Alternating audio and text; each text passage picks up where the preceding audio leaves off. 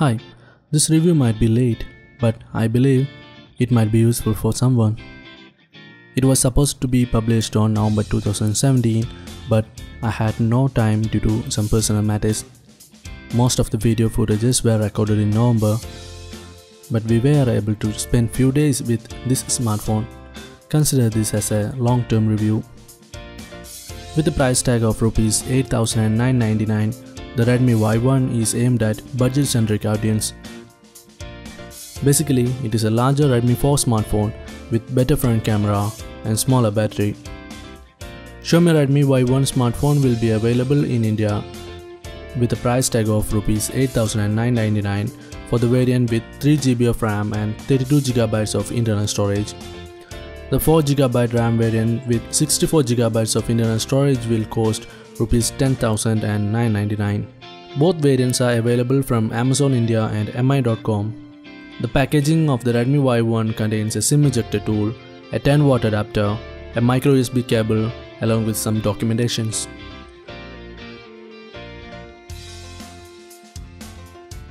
Actually, it looks a lot similar to the Redmi 4 at first glance. But the Redmi Y1 is bigger than the Redmi 4 with its 5.5-inch display. It is fairly light at 153 grams. Xiaomi has used plastic in its construction, which helps to keep the weight down, while the chrome highlights give the impression that it has a metal backplate. The entire rear and sides along with the power and volume buttons are made out of plastic. We like the build quality of the Y1 because it feels premium despite the plastic body. Xiaomi Redmi Y1 comes in gold and dark grey color variants.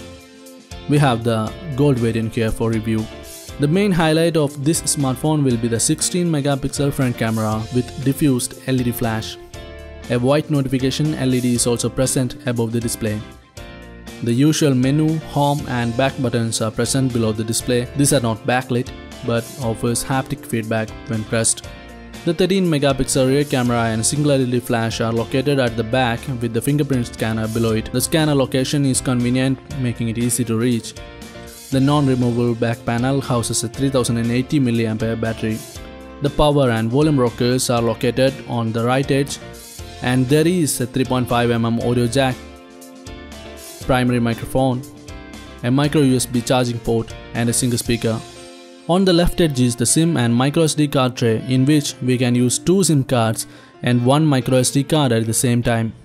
There is also an IR blaster and a secondary noise cancellation microphone located up top. Let's talk about the hardware.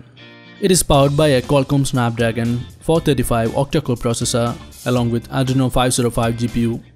It will be available in 2 variants. First one will have 3GB of RAM and 32GB of internal storage, and the second one will come with 4GB of RAM and 64GB of internal storage. There is support for microSD card up to 128GB in capacity. It has a 5.5-inch LCD IPS display with HD resolution. Front camera is 16 megapixel f2.0 with LED flash. Rear camera is 13 megapixel f2.2 with PDAF and LED flash. Battery capacity is 3080 mAh. Fingerprint scanner is on the rear panel. The MIUI 9 might not be as fast and smooth as stock Android, but if you are not a stock Android fan, you will like it. Xiaomi has quite a few of its apps pre-installed, including Mi Browser, Mi Drop, Mi Remote, Mi Community, Mi Store, Mi Video, Notes, Recorder, Weather, and also a couple of third-party applications like WPS Office, Amazon Shopping and UC News. Besides these, the usual suite of Google apps is also there on the device. Xiaomi also has its own curated app store called Apps and a security app as well. There is theme support, which lets you change the look of the phone in a couple of seconds. The Redmi Y1 was sold with MIUI 8 out of the box, but it is now available with MIUI 9 out of the box based on Android 7.1 Nougat. As of now, there is no mention about Oreo update. Animations are snappier, app load times are marginally quicker, and added gestures are an instant thumbs up.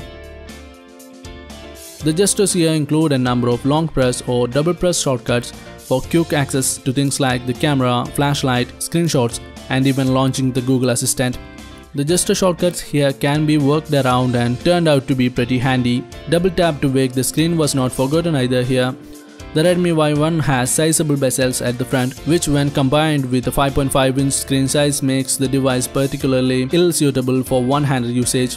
That said, MIUI lets you artificially shrink the size of the screen down to 4.5, 4 or 3.5 inches. The Xiaomi Y1 is powered by a octa-core Qualcomm Snapdragon 435 SoC, which can also be seen in the Redmi 4 smartphone. Out of the 3GB of RAM, you will get around 2.8GB of usable RAM. And 1.5GB of RAM is free when default apps are running in the background.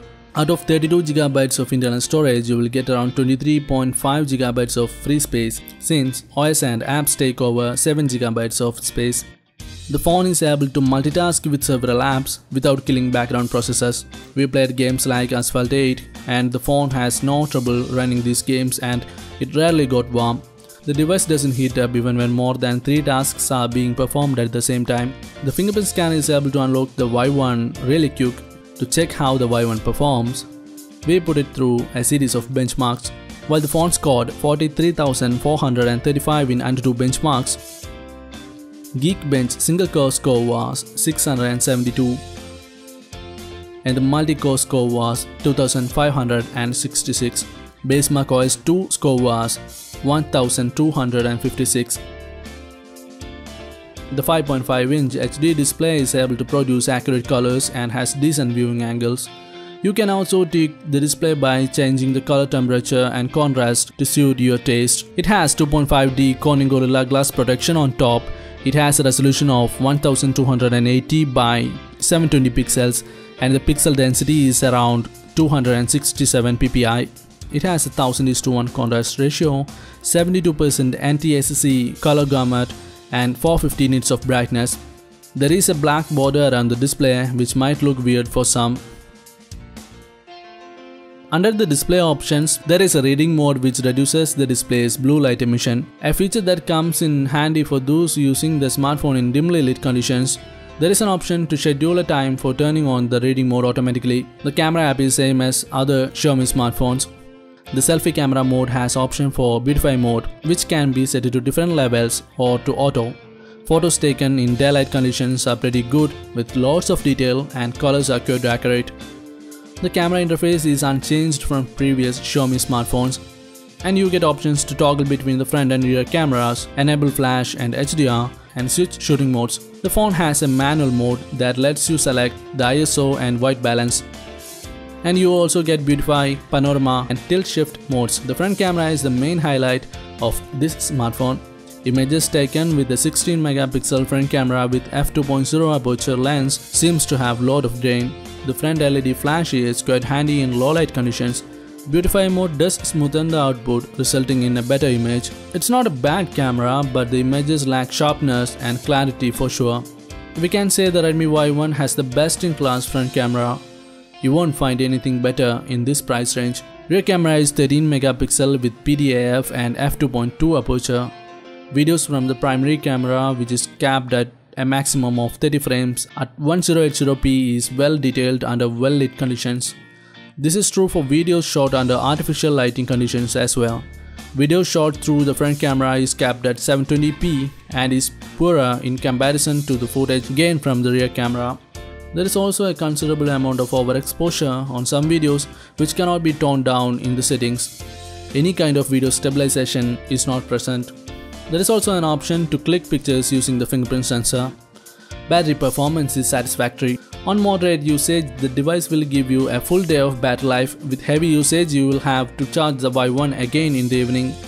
We played a full HD video with 70% volume and full brightness in loop for 90 minutes and the charge dropped by 19%.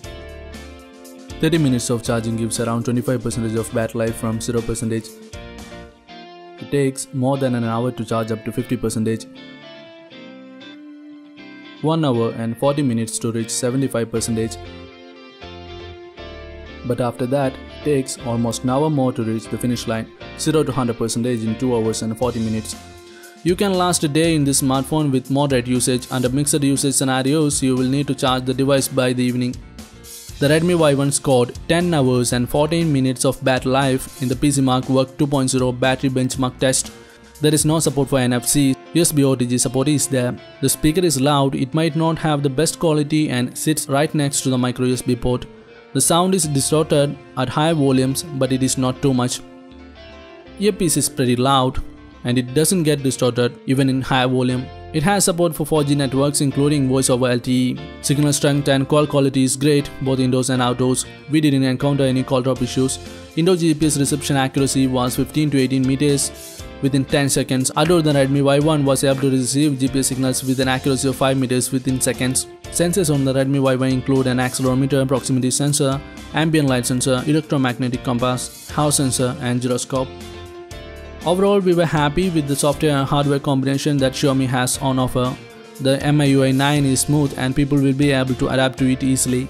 Rear camera performance is good in daylight and average in low light conditions.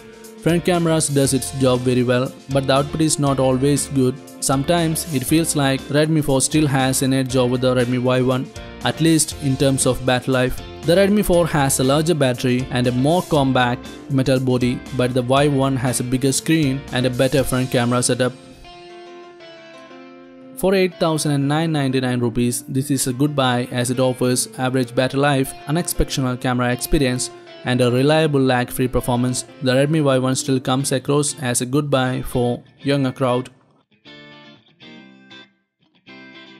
If you like this video, don't forget to like, also share if you have a little more time. Please subscribe if you haven't already to Next Gen Web. That's it for now. See you next time. Have a great day.